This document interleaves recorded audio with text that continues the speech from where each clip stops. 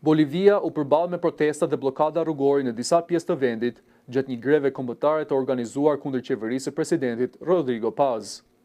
Protestuesit akuzojnë qeverinë për dështim ekonomik dhe kërkojnë largimin e presidentit nga detyra. Sipas autoriteteve, të paktën 38 pika bllokimi u regjistruan në të gjithë vendin. Greva u thirr fillimisht nga sindikata kryesore e punëtorëve, që kërkon rritje pagash dhe përmirësim të furnizimit me karburant, ndërsa më pas protestës ju bashkuan grupe indigjene dhe sindikata të mësuesve. Në qytetet El Alto dhe La Paz, protestuesit deklaruan se qeveria nuk ka përmbushur asnjë nga premtimet e saj në 6 muajt e parë në pushtet dhe paralajmëruan se vendi po përballet me krizë të thellë ekonomike. Qeveria e Paz akuzoi mbështetësit e ish-presidentit Evo Morales për organizimin e protestave.